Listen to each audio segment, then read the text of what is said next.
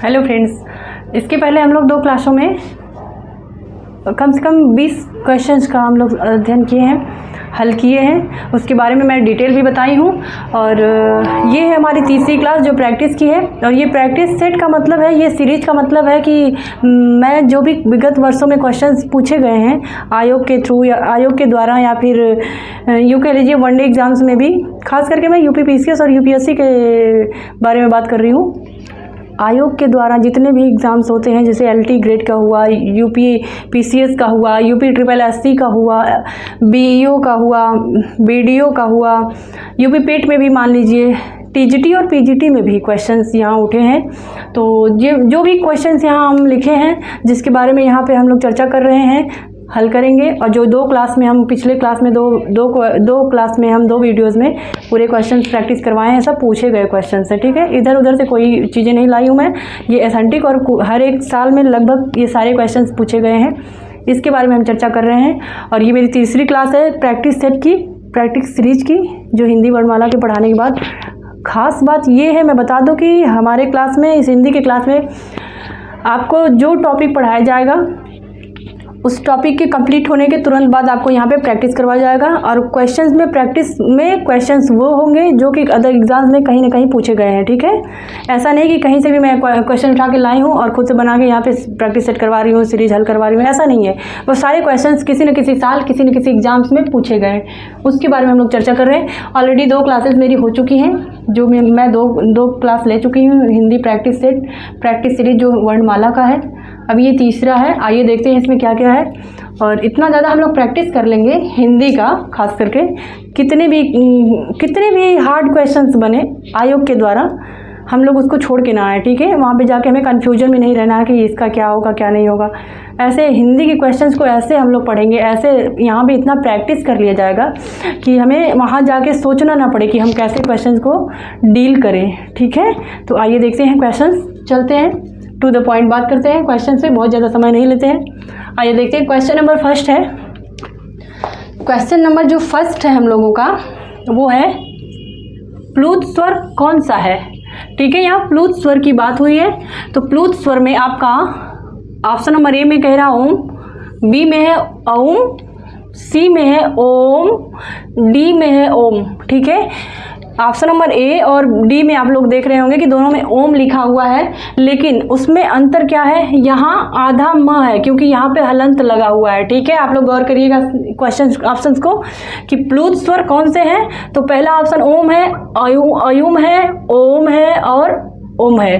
तो प्लुत स्वर की पहचान मैं बताई हूँ। प्लुत स्वर के बारे में फिर से एक लाइन बता दूँ कि जिनमें 2 या 2 से अधिक अक्षरों का समय लगे, या जिसमें ज़्यादा से ज़्यादा समय लगे, 3 अक्षरों का समय लगे, वहाँ पे आपका प्लुत स्वर होगा, ठीक है। और प्लुत स्वर का उपयोग जो होता है बहुत ज़्यादा वेद और पुराणों को पढ़ने में होता है। ज़्यादातर वेद का जब अध्ययन करते हैं तो प्लुत स्वर का हम लोग वहाँ पे ज़्यादातर उपयोग करते हैं। और यहाँ पे आइए क्वेश्चंस पे आते हैं, फिर बहुत ज़्यादा समय नहीं लेंगे क्योंकि डिटेल में हम पिछले क्लासेस में पढ़ा चुके हैं। 3 क्लासेज हमारी बस वर्णमाला पे ही हैं, जो कि पूरा विस्तार से है। आइए देखते हैं प्लुत स्वर कौन सा है, ओम, औम, ओम, ओम। तो आपका ऑप्शन नंबर सी सही है। और आते हैं क्वेश्चन नंबर 2 पे, मध्य स्वर कहते हैं, मध्य स्वर कहते हैं, किसे कहते हैं मध्य स्वर। मध्य स्वर में हम बात किए हैं, देखिए यहाँ पे भी हमें एक मिनट बस समय लेंगे। मध्य स्वर जिह्वा के आधार पर स्वर 3 प्रकार के होते हैं, जो हम लोग उच्चारण करते हैं, स्वर का उच्चारण करते हैं, वो 3 प्रकार से करते हैं। पिछले क्लास में हम बता चुके हैं, इसलिए बहुत ज़्यादा डिटेल नहीं करेंगे यहाँ। देखिए मध्य स्वर एक होता है अग्र स्वर, मध्य स्वर और पश्च स्वर, 3 प्रकार के स्वर उच्चारण के आधार पर होते हैं। तो आइए क्वेश्चन नंबर 2 में ऑप्शन, आपका ऑप्शन सही है, मध्य स्वर कहते हैं, ऑप्शन नंबर डी, ठीक है। अब आते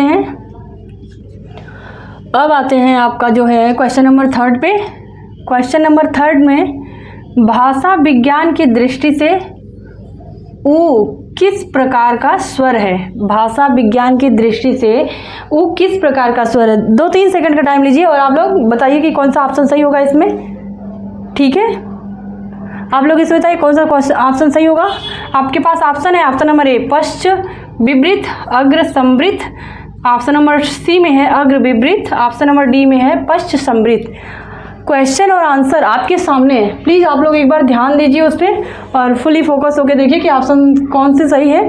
ऑप्शन नंबर 3 में आपका ऑप्शन कौन सा सही है, आप लोग बताइए प्लीज़ कि कौन सा ऑप्शन इसमें सही है। ये सारी चीज़ें बताई गई हैं, तो बहुत ज़्यादा समय नहीं लीजिए, प्लीज़ आप ऑप्शन बताइए।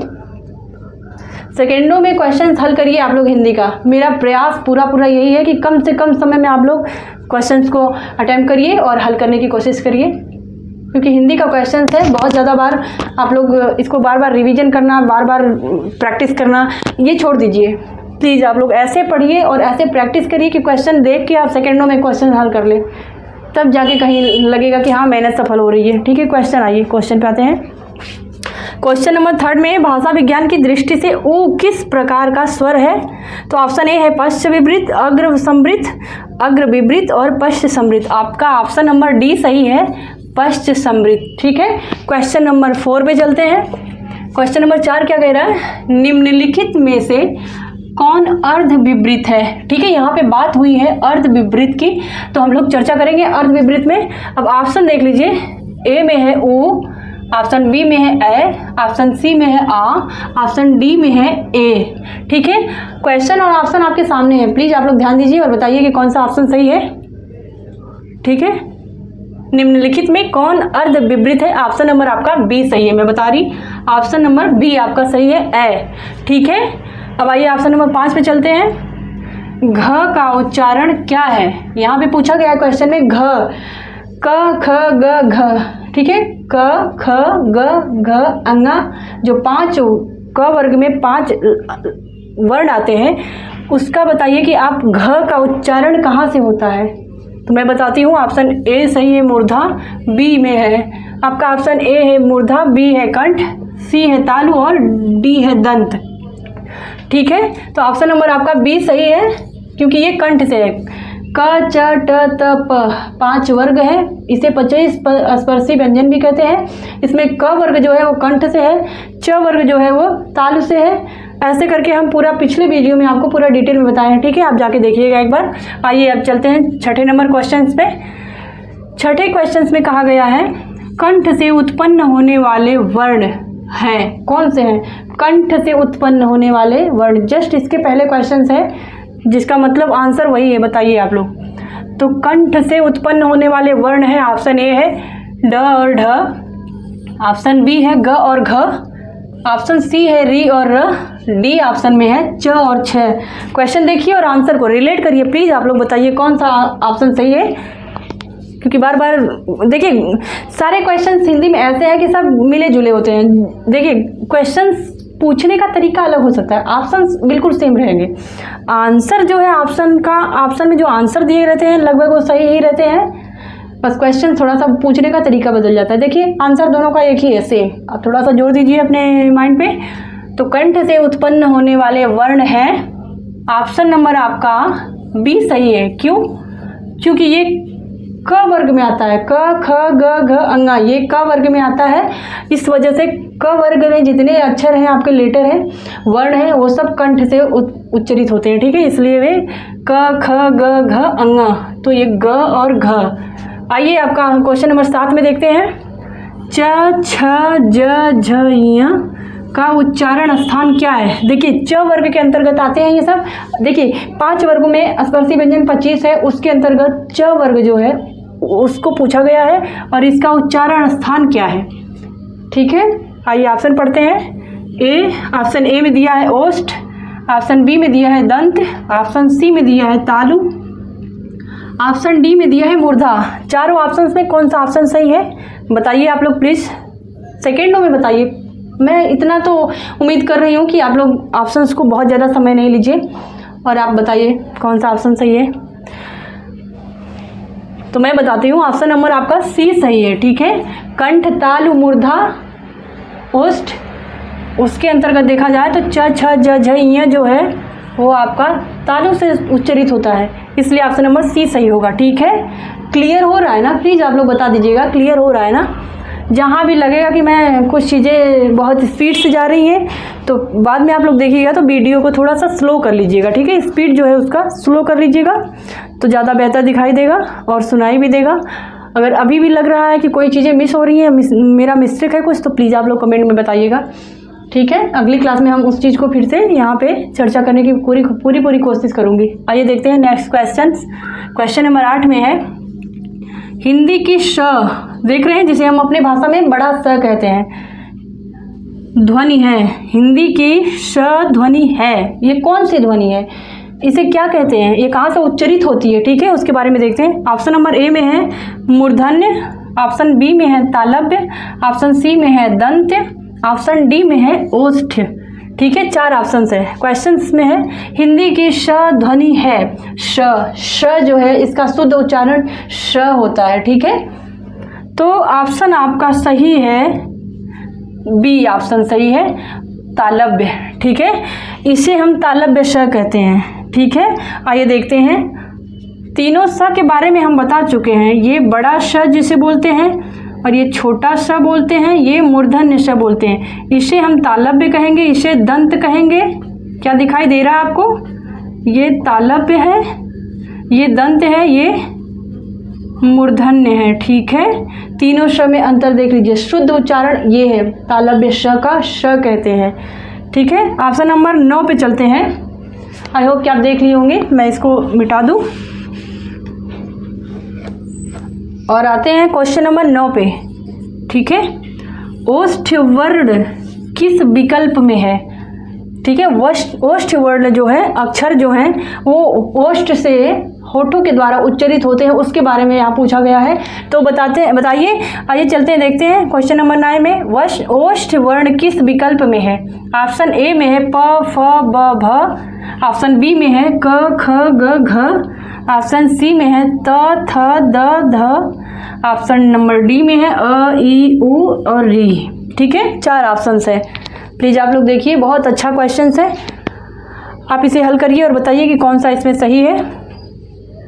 क्वेश्चंस पढ़िए। ओष्ठ, तो अभी मैं बताई हूँ कि 25 स्पर्शी व्यंजन है हमारे, जिसमें से क च ट त प वर्ग है, क वर्ग, च वर्ग, ट वर्ग, त वर्ग और प वर्ग।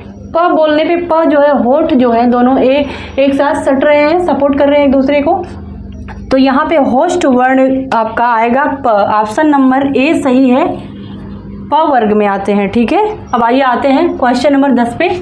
क्वेश्चन नंबर 10 में क्या है, निम्न में कौन अल्प प्राण व्यंजन है। यहाँ बात अल्प प्राण की कही गई है, अल्प प्राण के बारे में पूछा गया है यहाँ पे हमसे। तो अल्प प्राण में आप लोगों को बताया गया है कि अल्प प्राण, महाप्राण क्या है, सघोष अघोष क्या है, उसके बारे में यहाँ चर्चा की गई है। आइए ऑप्शन पढ़ते हैं। ऑप्शन ए में है ख, ऑप्शन बी में ग, ऑप्शन सी में है घ, ऑप्शन डी में है ठ। चारों ऑप्शंस में कौन से ऑप्शंस ऐसे हैं जो अल्प प्राण व्यंजन हैं, आप भी बता सकते हैं देख के एक बार, क्योंकि विस्तार में चीज़ें बताई गई हैं। तो आप लोग बताइए कौन सा सही है। क्या दिखाई दे रहा है, मैं हट जाऊँ, ओके, बताइए। इसमें आप लोगों का आंसर अगर आ गया होगा तो बहुत अच्छी बात है। मैं बताती हूँ, ऑप्शन नंबर बी सही है, ग, अल्प प्राण व्यंजन जो है ग है, ठीक है।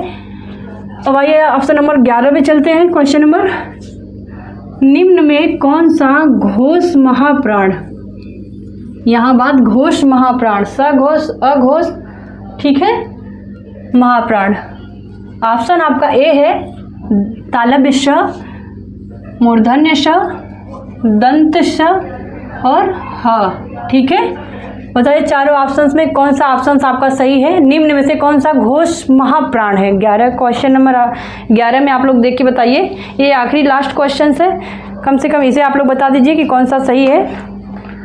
और नहीं, आखिरी तो 12 क्वेश्चन नंबर 12 पे है, अभी ये क्वेश्चन और है।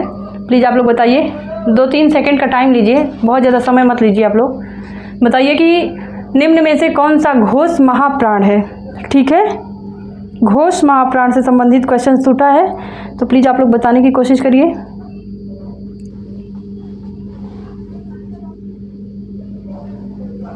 आइए देखते हैं, ऑप्शन नंबर बी आपका सही है, बी ऑप्शन सही है आपका, मूर्धन्य श, ठीक है। क्वेश्चन नंबर 11 पे चलते हैं। निम्न में से अघोष है, यहाँ बात अघोष की गई है, तो अघोष, सघोष, अल्प प्राण, महाप्राण, ये सब आपको पढ़ाया गया है। आप बताइए कौन सा सही है।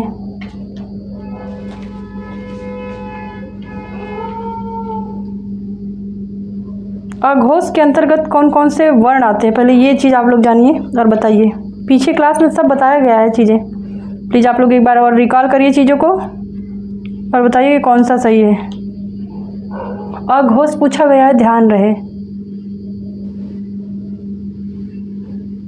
मैं बताती हूँ। अघोष में आप लोगों का ऑप्शन नंबर ख है, ए का ख, बी का क, सी में ड और डी में घ है। ऑप्शन नंबर आपका क सही है, अघोष। ठीक है, 12 क्वेश्चन नंबर 12 में आपका ऑप्शन नंबर बी सही है, अघोष। ठीक है, यहाँ बात अघोष की गई है, यहाँ अघोष की चर्चा की गई है, तो क ऑप्शन नंबर बी का क सही है।